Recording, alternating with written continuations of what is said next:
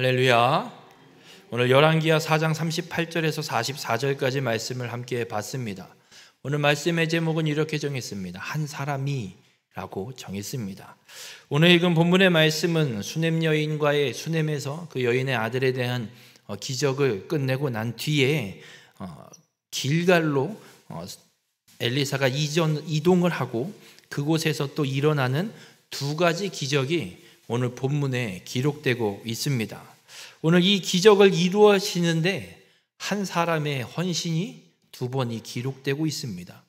오늘 이 말씀을 통해서 하나님을 위해 헌신하는 한 사람이 되어서 우리 모든 성도님들이 하나님의 역사를 온전히 이루어가는 귀한 축복의 삶이 되시길 주님의 이름으로 축원합니다.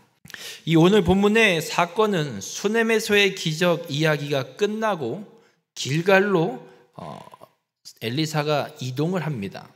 그런데 오늘 이 4장에 연속해서 기록이 되고 있는데 이 수넴에서의 사건과 오늘 이 길갈에서의 사건의 시간 차이는 꽤 많이 나는 것으로 해석을 하고 있습니다.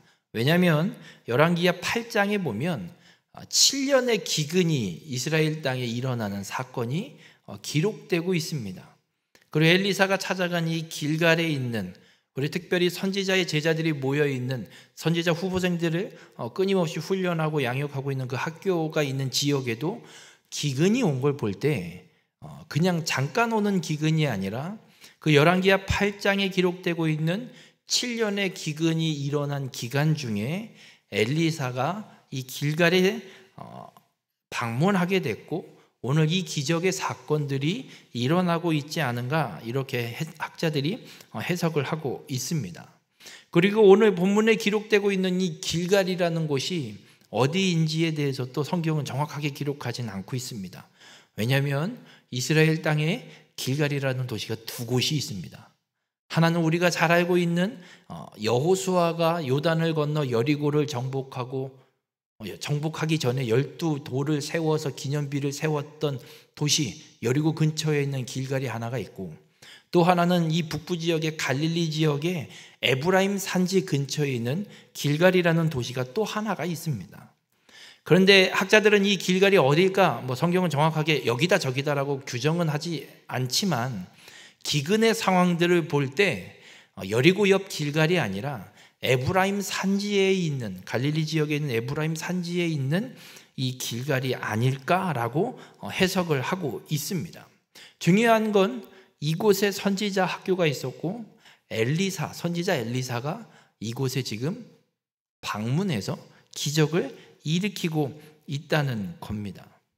그런데 우리가 한 가지 분명히 기억해야 될 건 지금 이 선지자 학교가 있는 길갈뿐만 아니라 분명 이스라엘 땅에 기근이 왔는데 7년의 기근이 온 이 상황이 이스라엘 땅에게 어떤 고통과 고난의 시간인지를 우리는 분명히 알아야 합니다.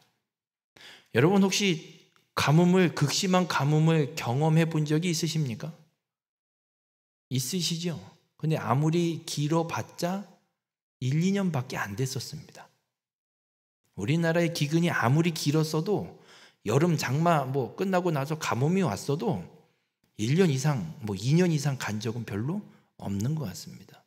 제가 지냈던 충남에는 서산 지역 이쪽이 한 번은 정말 호된 기근이 와서 대청댐에 있는 물을 퍼다 줘야 되니 뭐 해야 되니 이런 소리까지 나올 정도로, 그래서 거의 단수까지 일어난 몇 달 동안 물을 제대로 사용하지 못한 그런 일도 있기도 했습니다. 근데 그건 1, 2년의 짧은 시간이죠. 그런데 지금 이 본문에 기록되고 있는 기근의 시간, 만약 열왕기하 8장에 기록된 7년의 대기근의 기간 동안 일어난 상황이라면 7년의 기근이 과연 견딜 만한 가뭄, 기근이냐라는 겁니다. 창세기에 보면 요셉이 애굽의 총리가 됩니다. 애굽의 총리가 되어서 어떤 일을 하냐면 바로왕이 꾼 꿈이 7년의 대풍년 이후에 7년의 대기근이 오는 꿈이었습니다. 그걸 해몽해주고 이 바로 애굽 왕이 요셉을 총리로 세워서 네가 이 일을 잘 정리해서 치리해라 라고 맡겨놓습니다. 7년의 대풍년 동안 식량을 하여튼 비축할 수 있을 만큼을 열심히 비축을 해놓고 7년의 대기근을 견뎌냅니다. 그때도 7년의 대기근을 견뎌내는 과정이 쉽지만은 않습니다. 우리가 성경에 짧게 기록되어 있으니까 그냥 훅 지나가는 것처럼 보이지만 몇 년 되지 않아 각자 갖고 있었던 것도 다 소비가 되고 더 극심한 가뭄 기근이 와서 더 힘들고 결국에는 자신들이 갖고 있는 땅을 다 팔아서 양식을 사 먹어야 될 정도의 엄청난 기근이 7년 동안 펼쳐집니다. 여러분, 대비를 하고 기근을 맞이해도 너무 힘든 게 가뭄이고 기근입니다. 그런데 지금 오늘 본문에 길갈의 선지자 학교가 당면하고 있는 기근의 상황은 그런 대비도 없이 맞닥뜨린 시간입니다. 이루 말할 수 없는 고통과 고난의 시기를 지금 이들이 보내고 있는 상황이고 그곳에 하나님의 선지자 엘리사가 방문한 것입니다.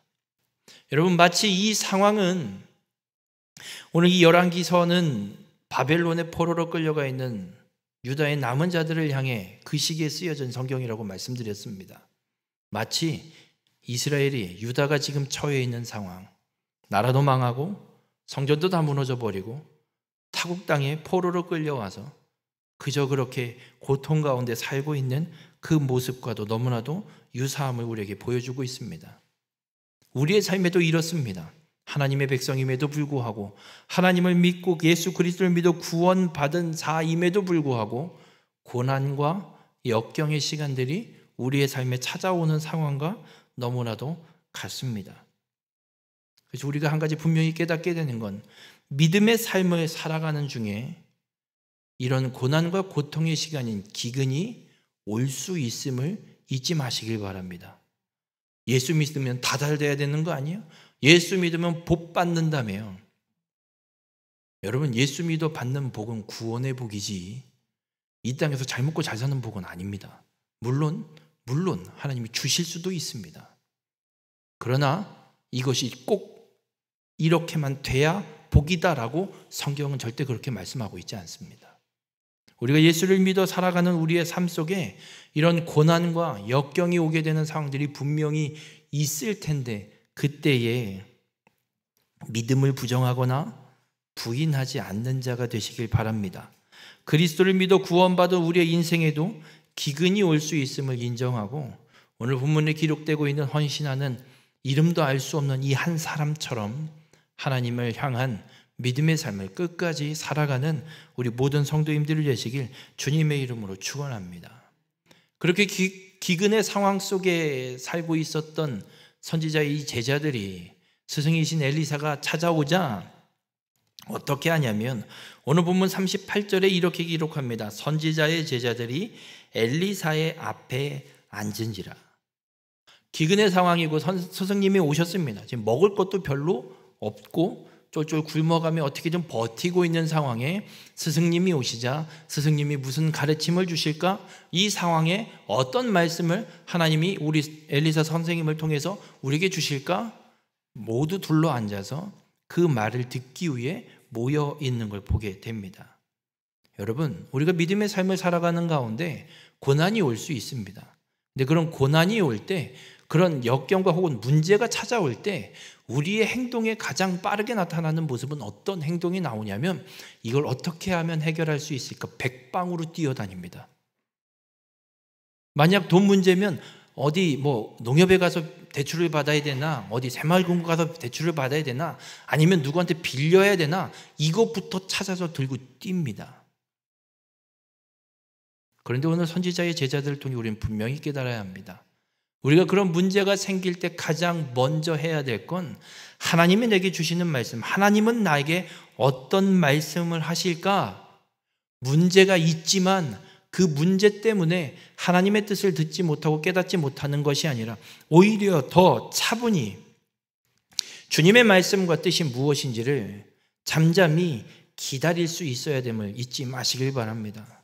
오늘 이 선지자의 제자들이 기다리고 있는 것처럼 우리 모든 성도님들의 삶이 하나님의 말씀과 뜻을 먼저 기다릴 수 있는 믿음의 삶이 되시길 주님의 이름으로 간절히 부탁을 드립니다. 그리고 엘리사는 기근의 상황이에 이 사환에게 이런 이야기를 합니다. 제자들을 위해서 국을 끓여라. 여러분, 기근이면 물이 있어요, 없어요?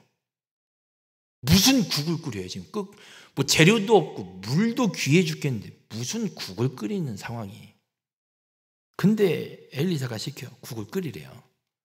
그래서 솥을 걸고 어쨌든 국을 끓여보려고 솥을 걸고 물도 뭐 했고 했나 봅니다. 그런데 국에 늘 재료가 마땅치 않습니다. 재료가 없어요. 물밖에 없나 봐요. 뭐 죽도 아니고 이건 뭐 그냥 맹물 끓여서 먹어야 되는 그런 상황이 돼 있는 것 같습니다. 그런데 오늘 본문 39절에 이렇게 기록합니다.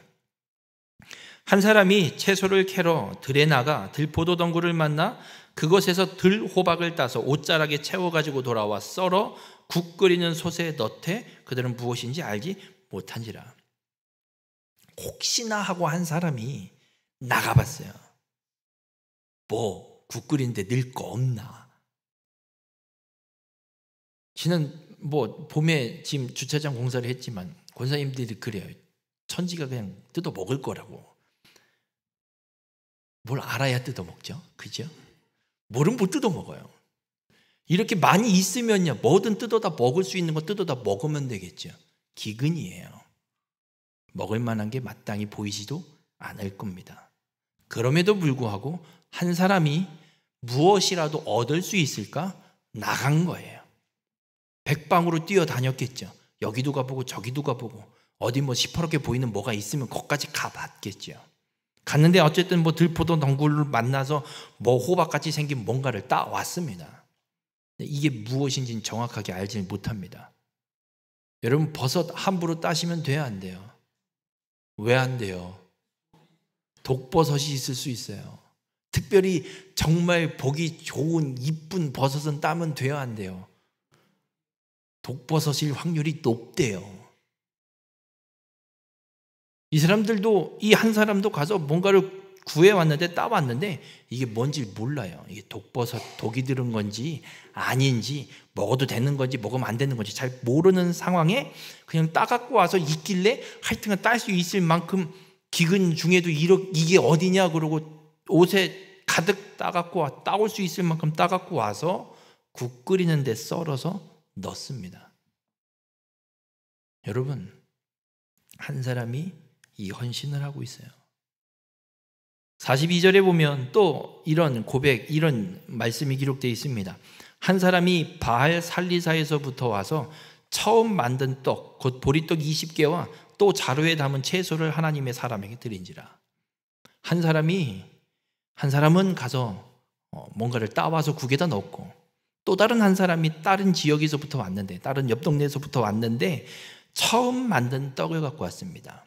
여러분, 이 처음 만든 떡이라는 헬라어가, 히브리어가 갖고 있는 의미가 어떤 의미냐면 첫 열매로 만든 떡. 기근인데 첫 열매가 얼마나 나오겠어요?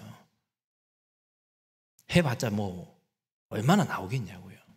그걸로 떡을 만들었는데 보리떡 20개가 어떻게 드릴 수 있을 만큼 나왔나 봐요.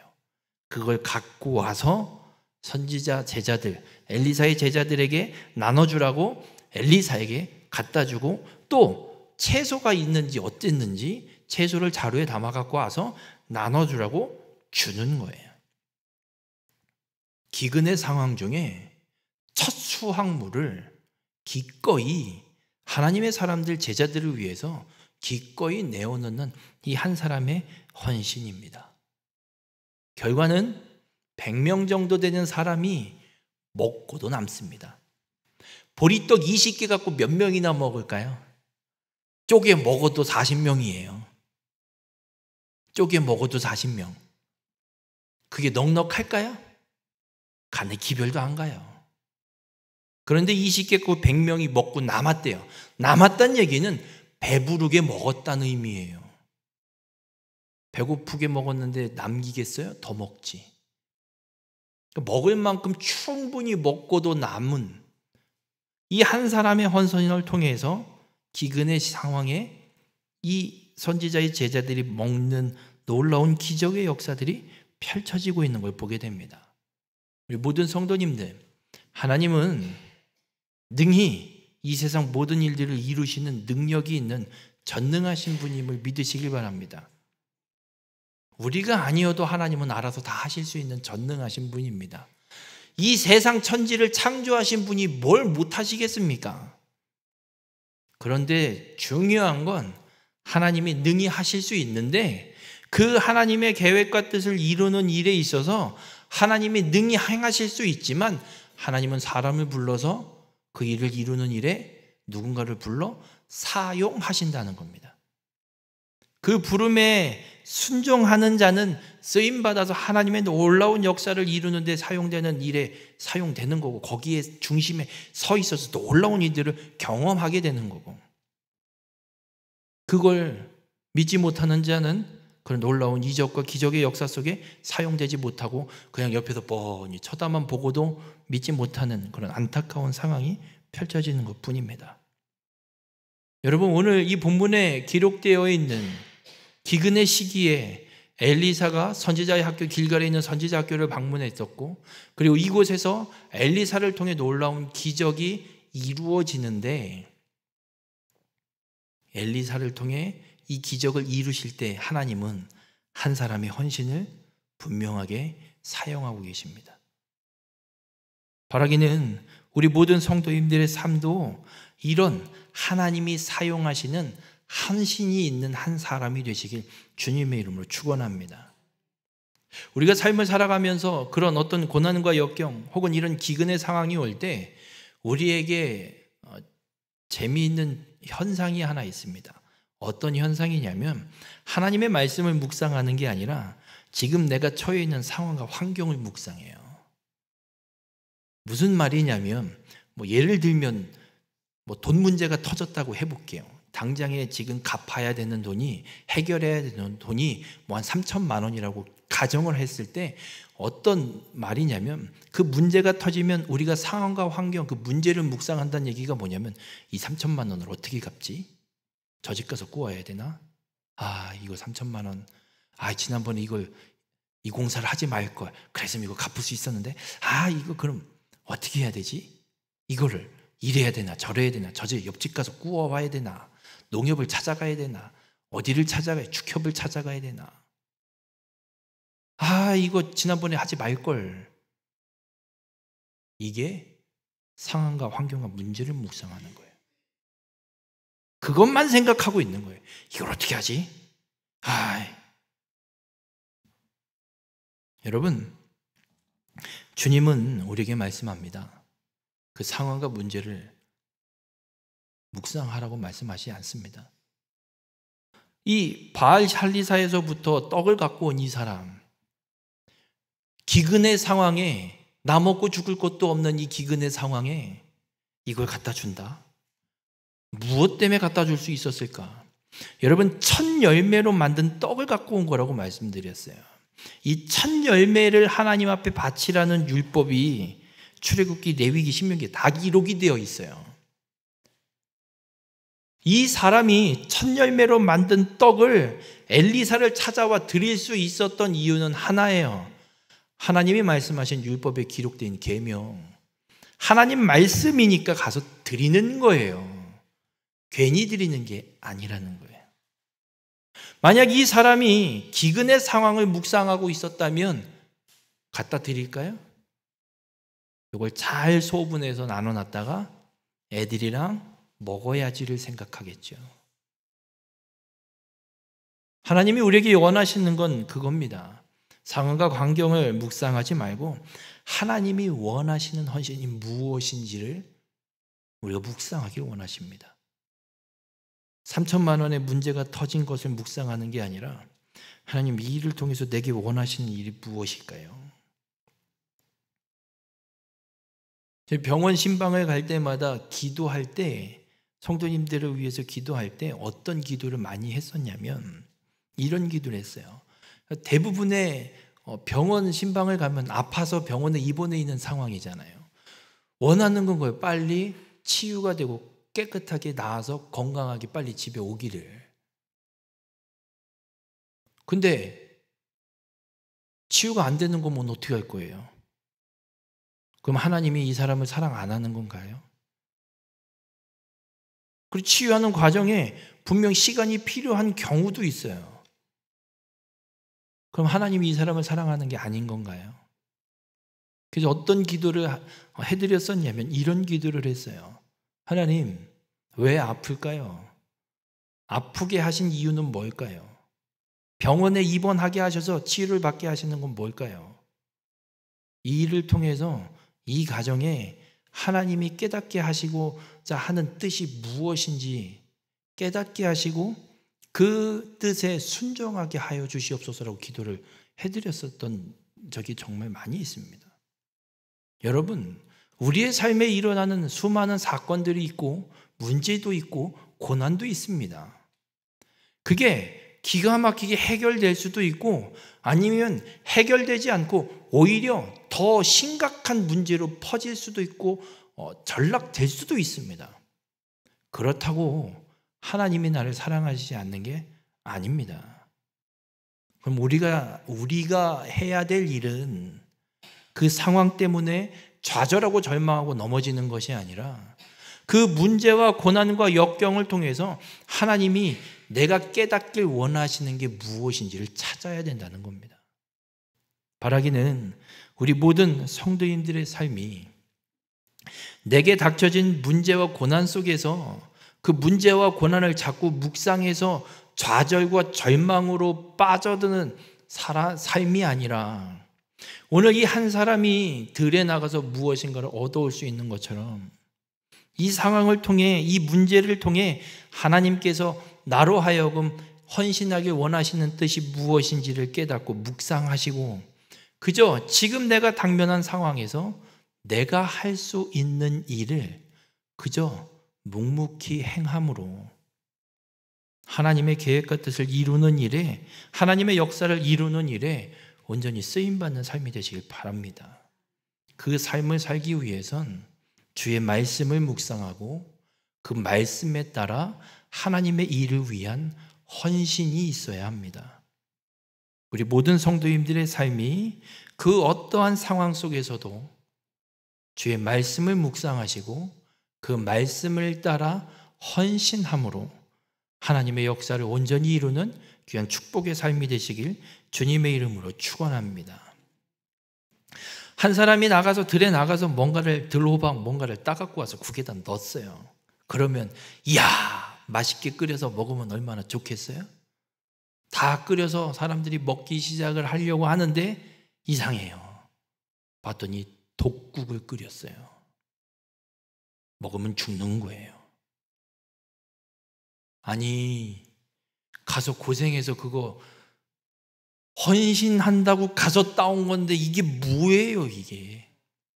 차라리 그럼 따오질 말걸. 괜히 나가서 따왔나. 이런 생각도 들어요. 그러나 우리가 한 가지 분명하게 기억할 건 우리가 헌신을 한다고 할 때 이런 상황이 펼쳐질 수도 있어요. 기껏 했는데 오히려 욕을 먹는 기껏 했는데 오히려 걸림이 돼버리고 문제가 돼버리는 상황이 발생할 수도 있습니다. 그런데 오늘 주님은 이 상황을 그냥 그 문제의 상황으로 내버려 두지 않으십니다. 엘리사를 찾아가요. 선생님, 넣고 끓였는데 못 먹게 됐어요. 독이 있어요. 이거 어떻게 하죠? 하나님을 향해 찾아가서 묻는 거예요. 그랬더니 엘리사가 어떻게 하냐면 가루 좀 갖고 오래요. 뭔 가루인지 모르겠어요. 갖고 오래요. 갖고 왔어요. 지금이면 미원이면 다 끝난다는데 그런 것도 아니고 도대체 이게 무슨 가루인지 모르겠어요. 근데 그 가루를 국에 넣었어요. 그랬더니 독이 없어졌어요. 먹을 수 있는 국이 됐어요. 우리 모든 성도님들, 이 사건을 통해서 하나님은 우리에게 말씀하십니다. 죽을 수밖에 없는 상황인 이 상황을 하나님이 생명의 상황으로 완전히 회복시키시는 걸 우리에게 보여주십니다. 여러분, 우리는 죄로 인해서 죽을 수밖에 없는, 사망에 이를 수밖에 없는 죄인된, 죄의 종로로 타던 삶을 살던 사람들입니다. 그런데 예수 그리스도의 그 십자가의 대속을 통해서 우리를 생명의 삶으로 완전히 바꿔주셨습니다. 지금 이스라엘 백성들에게는, 유다 백성들에게는 나라도 망하고 예루살렘 성전도 다 무너져 버리고 바벨론의 포로로 끌려가 있습니다. 아무런 희망도 보이지 않습니다. 절망밖에 보이지 않습니다. 그런데 그 절망의 상황을 하나님께서 회복시키실 걸 분명하게 말씀하고 있습니다. 나라가 망하기 직전, 망할 무렵에 하나님은 예레미야 선지자를 통해서도 분명히 선언하셨습니다. 70년 포로 생활 후에 분명 다시 돌아오게 하실 것, 회복시키실 것을 하나님은 약속하셨습니다. 그리고 이 엘리사를 통한 이 기적의 사건을 통해서 하나님은 회복을 분명히 이루실 걸 보여주고 계십니다. 우리 모든 성도님들, 우리의 삶에 기근과 같은 고난의 일들이 펼쳐질 수 있습니다. 그러나 그때의 그 위기의 상황에 하나님은 우리를 그냥 내버려 두지 않으십니다. 우리가 하나님을 찾고 하나님의 뜻과 하나님의 말씀을 묵상하고 찾을 때 하나님은 우리의 삶에 회복의 역사를 이루어 주심을 믿으시길 바랍니다. 세상을 찾아가지 마세요. 세상 방법을 따라가지 마세요. 하나님은 능히 행하시는 분입니다. 약속하신 대로 무조건 그 말씀을 성취하시는 분입니다. 중요한 건 우리가 그 하나님을 찾는 것. 하나님을 찾을 때 하나님께서 우리의 삶의 모든 문제, 그 죽음의 상황들을 생명의 상황으로 회복시키십니다. 바라기는 우리 모든 성도님들이 하나님을 찾아서 회복의 역사를 온전히 누리며 살아가는 귀한 믿음의 삶이 되시길 주님의 이름으로 축원합니다. 또 한 사람이 갖고 온 이 첫 열매의 헌신을 통해서 보리떡 20개 그리고 이 채소를 통해 100명이 먹고 남는 역사가 펼쳐집니다. 이 사건은 마치 예수님께서 오병이어를 일으키셨던 사건과도 너무나도 흡사합니다. 보리떡 5개, 물고기 2마리로 장정만 5,000명, 여자와 어린아이까지, 노인까지 다 포함하면 2만 명까지도 크게 보는 그 사람들을 먹이고도 12바구니가 남습니다. 그 다음에 또 예수님이 또 행하시는 일, 7병이어 7개와 떡 7개, 생선 2마리로 4,000명을 또 먹이는, 그리고 또 7 광주리가 남는 역사들을 예수님이 이루어내십니다. 여러분, 이 사건은, 이 기적은 단순히 하나님이 우리에게 육신의 양식을 먹이시는 걸 말씀하고 있는 것만은 아닙니다. 우리를 자녀 삼으시는 구원의 은혜를 베푸심을 우리에게 말씀하고 있습니다.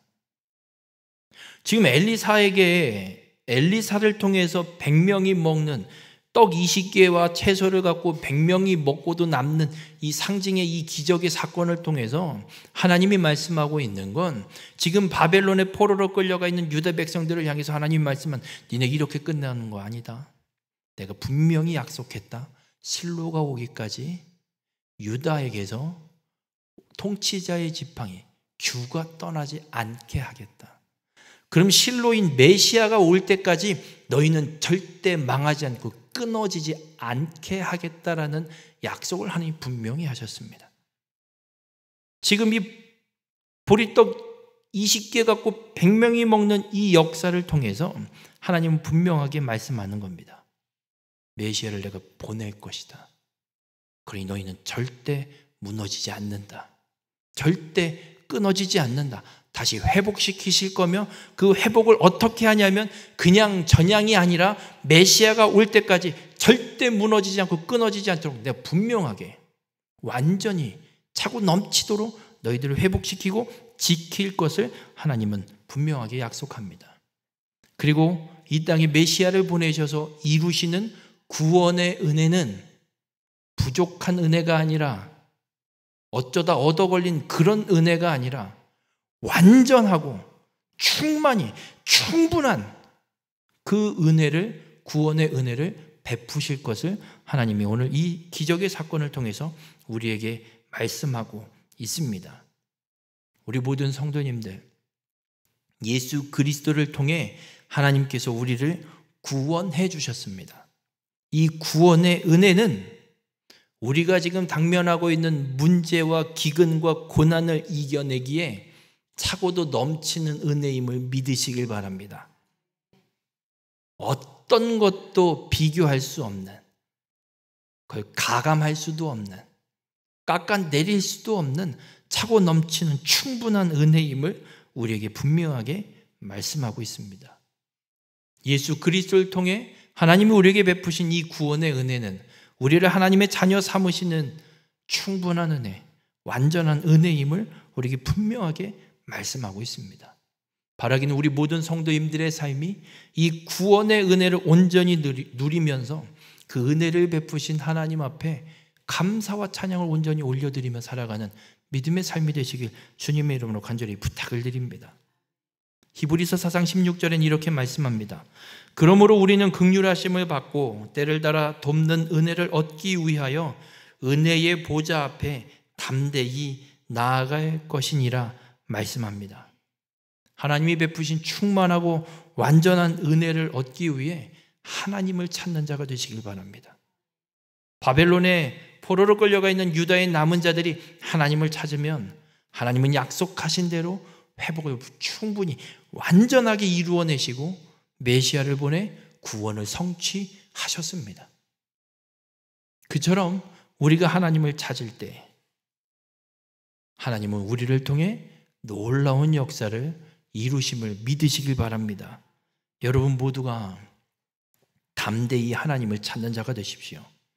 세상이 뭐라 하든, 내 문제가 어떤 역경, 어떤 고난, 해결할 수 없는 어떤 어려움이 내 앞에 놓여 있을지라도 하나님을 끝까지 찾으십시오.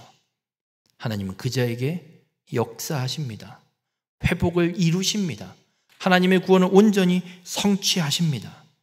우리 모든 성도님들의 삶이 그렇게 하나님을 찾고 하나님께 헌신하는 한 사람이 되셔서 이 땅에 계획하신, 이 땅에 뜻하고 계신 하나님의 역사를 온전히 이루어가는 귀한 축복의 삶이 되시길 주님의 이름으로 축원합니다.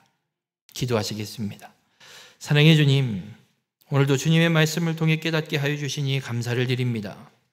우리의 삶이 오직 하나님 한 분만을 찾고 하나님께 헌신하는 한 사람이 되어서 하나님의 계획과 하나님의 뜻을 온전히 이루는 귀한 믿음의 삶이 되게 인도하여 주시옵소서.